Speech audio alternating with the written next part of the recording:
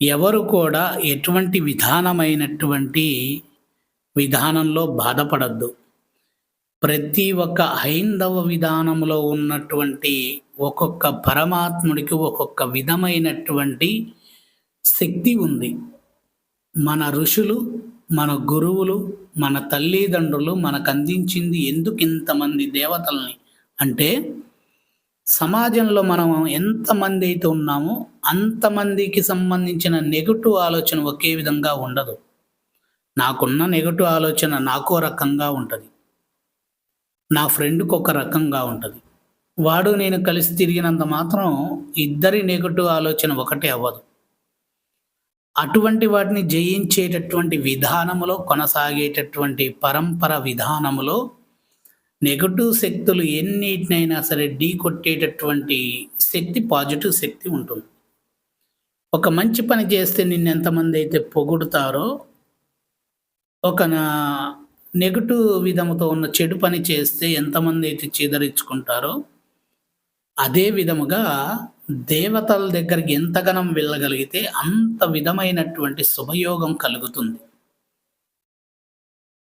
కాబట్టి అర్థం చేసుకొని జీవితం కోల్పోయారు, ఇక మేము ముందుకు పోలేము, మా వల్ల కాదు, మేము ఆగిపోతున్నాము అని అనుకోవద్దు.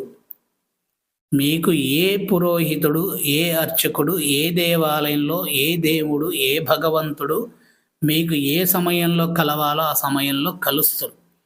వాళ్ళు కలవడం వల్ల కర్మ అనేటటువంటిది తొలగిపోతూ ఉంటుంది.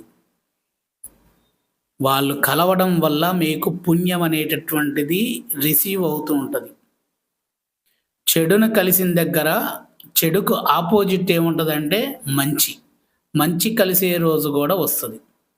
ఈరోజు చెడు జరిగింది అని అంటే మంచి రాబోవడం కోసం చెడు జరిగింది.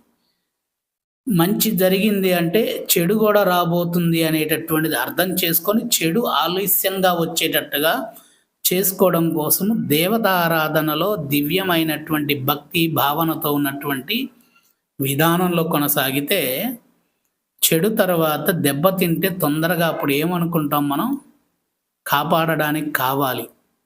తల్లి, తండ్రి, భార్య, పిల్లలు ఎవరన్నా కాపాడండి, డాక్టర్ కాపాడండి, పోలీస్ కాపాడండి, లాయర్ కాపాడండి అని ఎట్లయితే వేడుకుంటామో అప్పుడు గుర్తొస్తాడు దేవుడు.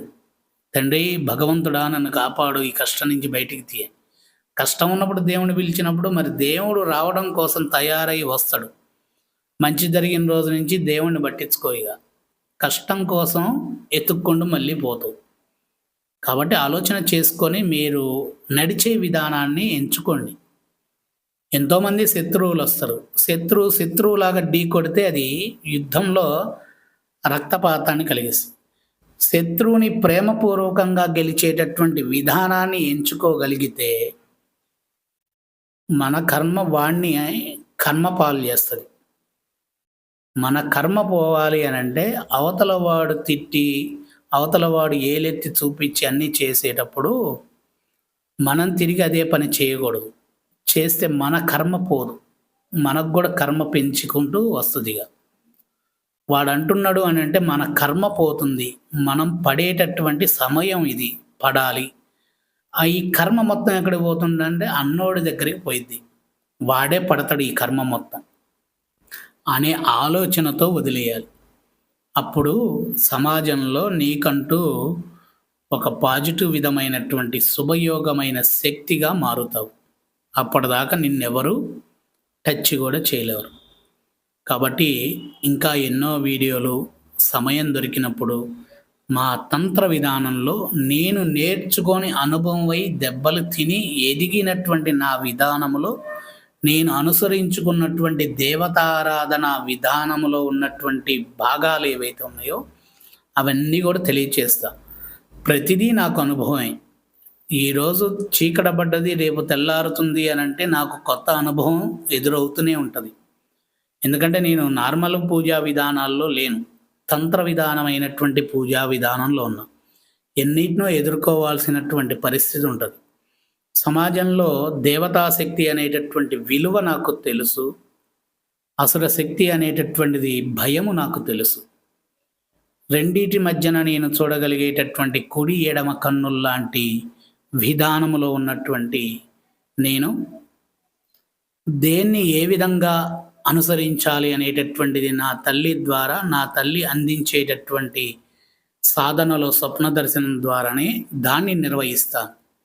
అవతల వాడి యొక్క లాభం కోసము, అవతల వాడి యొక్క విధానమైన పద్ధతి కోసము, వాడేదో భయపెట్టిచ్చాడు, వాడేదో పొంగి పొర్లేటట్టు చేశాడు అని చెప్పి నా అమ్మవారి దగ్గర నేను తక్కువయ్యే విధంగా చేసుకోను పూజలు.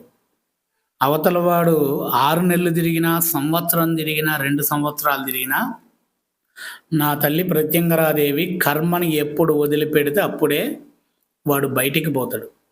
వాడు అంత తప్పు చేసి వచ్చిండు కాబట్టి అన్ని రోజులు తిరగాల్సిన పరిస్థితి ఉండదు. ఏ తప్పు చేయనటువంటి వాడు నా దగ్గర ఎక్కువ తిరగాల్సిన అవసరం ఉండదు. నా అమ్మవారి దగ్గర ఎక్కువ తిరగాల్సిన అవసరం ఉండదు. తప్పు ఎక్కువ చేసిన వాడు ఉంటే వాడిని వెంటనే పంపించేస్తుంది. వారం రోజులు, నెల రోజుల లోపలనే వాడిని దూరంగా పంపిస్తుంది. ఒకటి గుర్తుపెట్టుకోవాలి, ప్రత్యంగరీదేవి మాత చెంతకు చేరితే కష్టాలు తీరుతాయన్నది ఎంత నిజమో, చెంతన చేరినటువంటి వాడిని తరచూ పినీసులు, సూదులు, గుండు పినులు లేదా ఇంకేదో పెట్టి గుచ్చాలనుకుంటే వాడికి తిరిగి ఇబ్బంది కలిగించేటటువంటి విధానం చేసేటటువంటి తల్లి ఆ తల్లి. నా ధైర్యం ఏంటి అంటే, నాకు ఈరోజు ఏదైనా ఇబ్బంది కలిగింది అని అంటే తర్వాత ఆమె ఏంటి అనే విధానం నాకు తెలుసు. ఆమె చూపించగలిగేటటువంటి విధానము తెలుసు. ఆమె ఎలా మళ్ళీ నన్ను కాపాడే విధానము నాకు తెలుసు. అనువనువు అనుక్షణము నా వెంట ఉండేటటువంటి దేవి ప్రత్యంగరీదేవి మాత. కర్మ ఉన్నప్పుడు కర్మని అనుభవించాలి. కర్మ తొలగిపోయిన తర్వాత కదిలొచ్చే దేవత నా తల్లి ప్రత్యంగరాదేవి మాత. ఈరోజు ఏదైనా కర్మ ఉంది అంటే దాన్ని అనుభవిస్తా. రేపు అనుభవించడానికి ఉండదుగా, రేపు నా తల్లి సిద్ధమవుతుంది. ఈ కర్మ అనుభవించావురా, ఇక నీకు కర్మ దాంట్లో తొలగిపోయింది కాబట్టి ఈరోజు నేను నీకు అందిస్తున్న చూడు ఒక మంచి ఫలాన్ని అని చెప్పి అందిస్తుంది. ఈరోజు నాకు ఒకడు అపాయం చేశాడు అన్నప్పుడు ఆ అపాయానికి, ఆ కర్మకు నేను బాధ్యుడిగా దెబ్బతిన్నాను అంటే రేపొద్దున ఆ అపాయం కలిగించిన వాడికి పెను అపాయం కలిగించడానికి సిద్ధమవుతుంది నా తల్లి ప్రత్యంగరాదేవి మాత. ఎందుకు చెప్తున్నాను అంటే, సాధనలో నేను చూశాను. సాధనలో అమ్మ యొక్క ఆవేశం, అమ్మ యొక్క ఆనందమైనటువంటి కరుణ, ఇది మాటల్లో చెప్తే వచ్చేటటువంటి విధానం కాదు. నేను సాధనలో అనుభవం పొంది నా శరీరము అనేటటువంటిది, నా శరీరంలో ఉన్నటువంటి శక్తి, నా శరీర ఆరాశక్తి, నా తల్లి ప్రత్యంగరాదేవి మాత ఎలా కూర్చొని ఉంది అనేది నేను చూశాను. ఆ తల్లి నన్ను ఏ విధంగా నడిపించేటటువంటి విధానం ఉంది అనేది చూశాను. నా దగ్గరకు ఎంతోమంది వస్తారు. అందరూ బాధల్లో ఉన్నటువంటి వారే వస్తారు. ఆ బాధల్లో ఉన్నటువంటి వారు ఎందుకు నా దగ్గరకు వచ్చారు అన్నప్పుడు నేను వాళ్ళ బాధ తీర్చడం కోసం అమ్మవారి పూజ ఇది ఉందని చేయడం జరిగింది. అది చేయడం వల్ల ఏం జరుగుతుంది అని అంటే, బాధని తొలగించడం కాదు, కర్మ ఎప్పుడో జరగబోయేది తొందరగా తీసుకొచ్చి దగ్గరికి జరిపి కర్మఫలాన్ని తొలగించి తల్లి యొక్క అనుగ్రతనితో ఉండేటటువంటి జీవిత విధానాన్ని కొనసాగించే విధంగా చేసేటటువంటి విధానము నాది.